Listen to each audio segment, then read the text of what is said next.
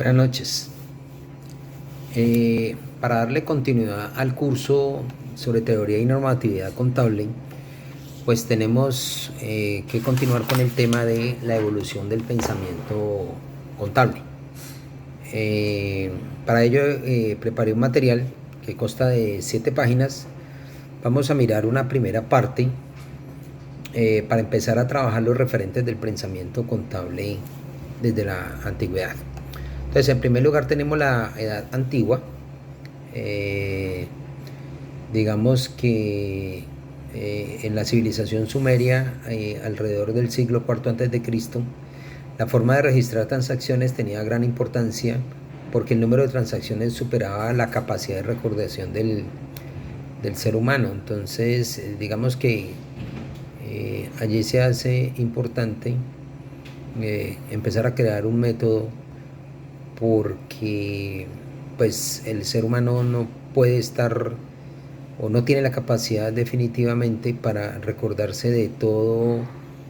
el volumen de operaciones que está haciendo, la manera de comerciar, de transar y de hacer toda una serie de gestiones. Por otra parte, la historia nos cuenta que en la Mesopotamia existía el código Hammurabi hacia el año 1700 a.C., y este contenía una serie de leyes que iban a regular las relaciones comerciales. Entonces, aquí ya se empieza a hablar de contratos de compras, contratos de arrendamientos, consignaciones, depósitos. Adicionalmente, existían normas para llevar los registros de los comerciantes, los cuales se han conservado en tablillas cerámicas en los cuales los sumerios llevaban las cuentas. Entonces, aquí tenemos ya un método físico al que le denominaron tablillas. En el antiguo Egipto estaban los escribanos, por eso se habla de los escribas, que eran los encargados de llevar las anotaciones en donde se consignaban las relaciones y las cuentas de los templos, en donde pues se daban las cuentas del faraón y de los señores pues que estaban al lado de él. Esto se lleva en unos rollos de papiro, y esto pues digamos que avanza hacia un método escrito ya pues más formal, en tipo de papel de papiro, para poder dejar evidencias de todo lo que está ocurriendo. En Grecia, según las historias de los templos helénicos, son los primeros lugares donde, digamos, como características se hacen una serie de anotaciones contables bajo cierta técnica. Allí cobran importancia los banqueros, que son los que llevan unos libros contables, un libro al cual le denominan efemérides, donde digamos es como una especie de libro diario, y un libro de cuentas de los clientes para poder mirar los movimientos que se hacen con ellos y los saldos en los cuales debe cada uno. Lo importante de esta parte es que estos documentos son considerados como pruebas en el caso de que haya algún tipo de inconsistencia o algún tipo de problema entre los que están haciendo las transacciones. Y luego tenemos a Roma, donde en esta región se encuentran testimonios sobre prácticas contables. Todo jefe de familia debía de llevar un libro de sus cuentas, al cual le llamaban adversaria, donde se asentaban diariamente sus ingresos y sus gastos, sus movimientos. Y finalmente, después de un mes corrido, esto se asentaba o se acumulaba en un proceso al cual le llamaban codes, y esto hacía, digamos, una compensación de los movimientos y transacciones que se hacían durante un mes. Bueno, como segunda etapa tenemos, ya viene la Edad Media, donde la característica de la Edad Media, pues como todos sabemos, es que aquí nace pues la sociedad de los comerciantes, o ya estaba establecida la sociedad de los comerciantes. Aquí las actividades de comercio son, digamos que, como existen los señores feudales, que son pues los que están haciendo los negocios, entonces la contabilidad realmente pues está en cabeza del señor feudal, y pues eso hace que vaya y comience a responder pues bajo los intereses de lo que necesitan los señores terratenientes para poder establecer las transacciones que ellos han hecho. En la Italia del siglo VIII la contabilidad era una actividad usual y necesaria, tanto que en Venecia existió una casta dedicada a esta actividad. En el siglo VIII y desde el siglo VIII hasta el siglo XII,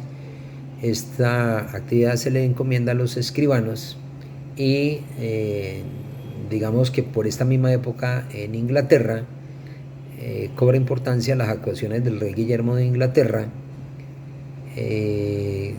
es el que crea un proceso denominado Demos Day para anotar los ingresos y los egresos de la corona. Luego nos introducimos a la edad renaciente, la época del Renacimiento, donde un aporte importante lo hace Benedetto Contiglini, donde escribe un libro denominado De la Mercatura et Mercantil Perfecto. O sea, esto es un libro que aborda los temas de la contabilidad de una manera breve, explica, digamos, de manera muy clara lo que tiene que ver con la partida doble. Nos habla de el cuaderno mayor,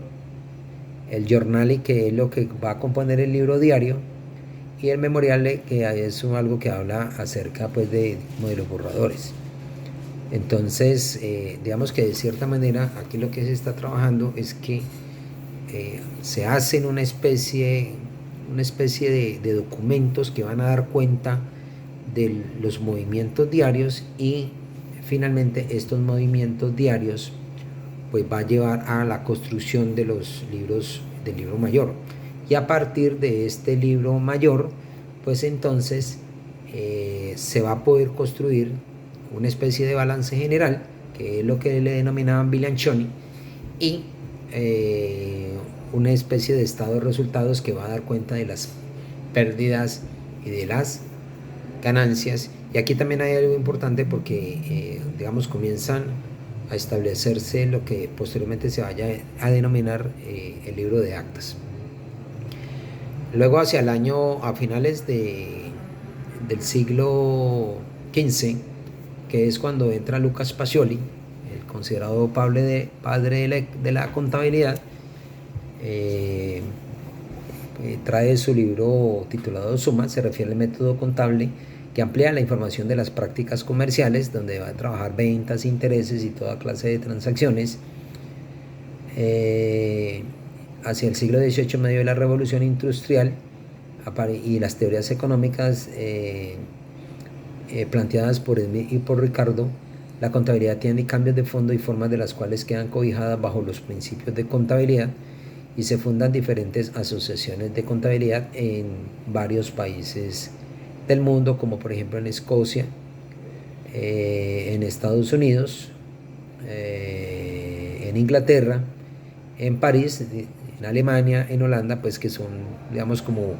los países avanzados industrialmente. Es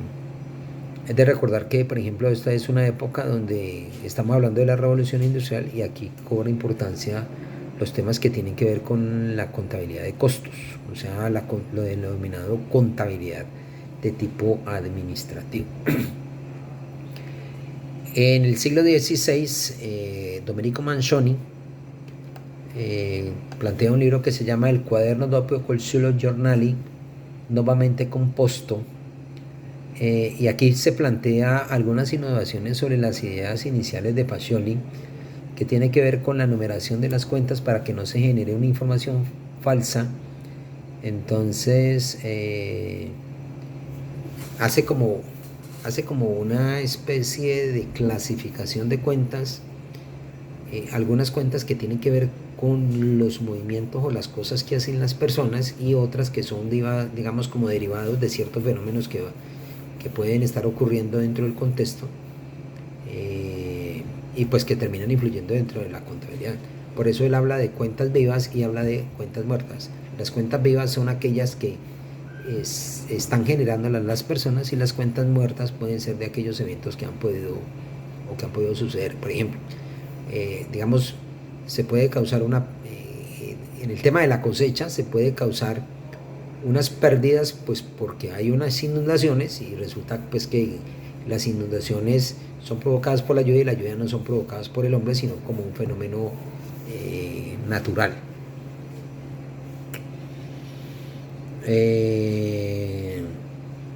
Luego está Alvise Casanova, que pues, nos plantea, digamos, algunas ideas sobre cómo plantear temas de contables prácticamente para unas compañías de tipo comercial. Posteriormente está el autor Mathieu Delaporte, que es uno de los grandes autores franceses. Tiene digamos, el gran logro de haber intentado una clasificación racional de cuentas atendiendo a los intereses del sujeto. Entonces, digamos que crea como las cuentas que le interesan al jefe, o sea, las cuentas que tienen que ver con el patrimonio, las cuentas que tienen que ver fundamentalmente con los resultados que se generan, si esto genera pérdidas o genera ganancias, que finalmente pues es lo que nosotros conocemos con el nombre de las utilidades del ejercicio, y que finalmente pues van a impactar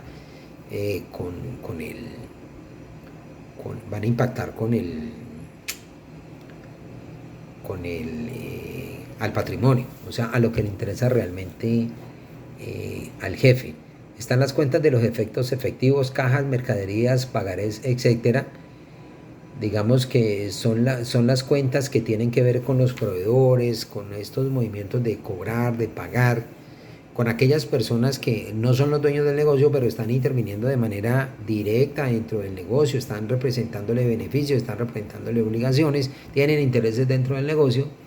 Y están las cuentas corresponsables, que son, digamos, como los ajustes posteriores que debería de llamar. Este autor pues es un preconizador del centralismo de la contabilidad, y por eso pues, digamos, enfatiza en que absolutamente todas las transacciones tienen que necesariamente ir o establecerse en un libro mayor. En la escuela, en las escuelas italianas, digamos, a pesar de el fuerte declive comercial de la época, los autores se mantienen pues como en primera línea, haciéndole los suficientes aportes a la parte contable. Aquí aparece, por ejemplo, Giovanni Moschetti, que presentaba diversos estudios sobre las cuentas de capital, las ganancias. Van a estar unos hechos contables que van a recibir los nombres de permutativos o modificaciones, hechos que van a modificar la parte contable. Pueden ser hechos de determinaciones que toman los gobiernos, de hechos que dan los mismos contextos donde se están donde está interactuando el negocio. Entonces, digamos, son como una especie de ajustes, ¿sí? Y le da mucha importancia al tema de la, digamos, ya se había trabajado un poco la contabilidad comercial, y entonces aquí cobra una alta importancia la contabilidad industrial. Y esa contabilidad industrial pues se centra un poco más en el término de la contabilidad administrativa. Ludovico Flori hace una gran aporte, o le da mucha importancia al tema de la teneduría de libros, o sea, el hecho de guardar los libros, hacer los asientos contables, guardarlos como pruebas, como acervo probatorio de todo lo que se está hace balances de comprobación,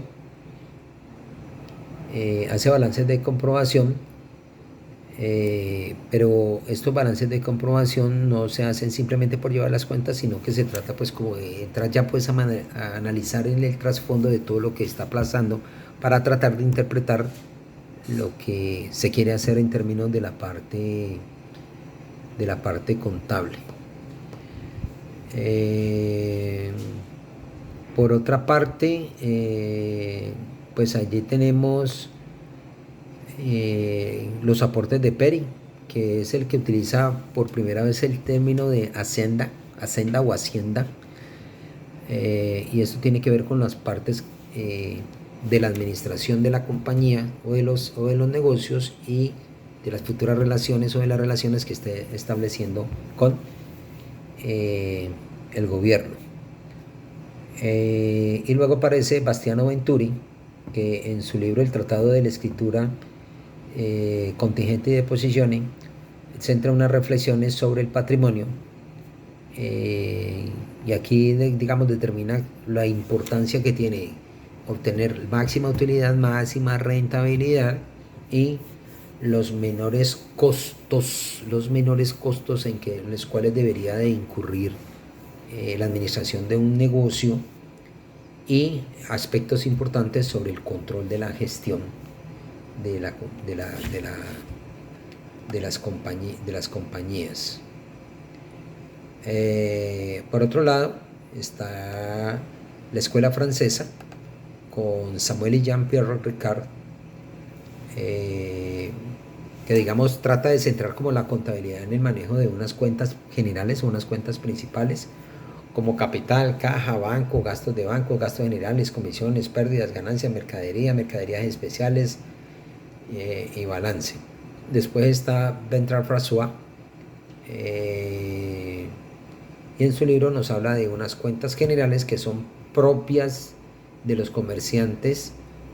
que llevan sus cuentas de negocios, y cuentas particulares que son cuentas abiertas absolutamente pues a todos los corresponsales. Hay un aporte importante aquí también en esta época de Granges, que hace digamos como una serie de simplificaciones para poder trabajar los libros de las cuentas mayores, y entonces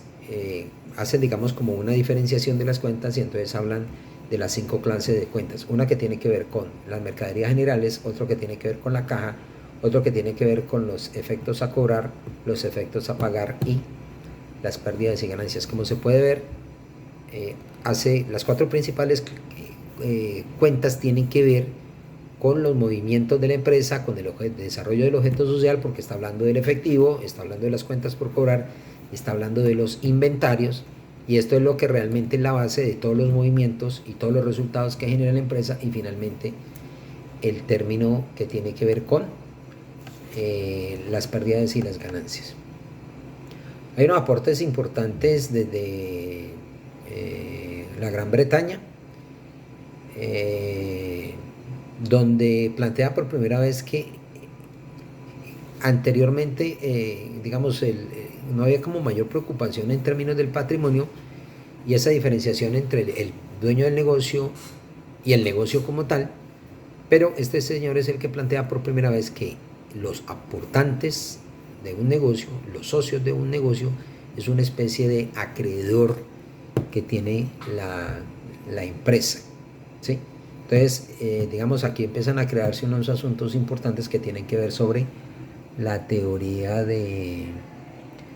patrimonio. Digamos que hasta allí, digamos, son los importes más importantes hasta la época renaciente, y estos son unos aportes importantes desde el punto de vista de referente de pensamiento contable. Hasta aquí esta primera parte. Por favor, reflexionen sobre este tema, y sobre ello vamos a hacer una actividad que es bien importante desarrollarla. ¿Ok?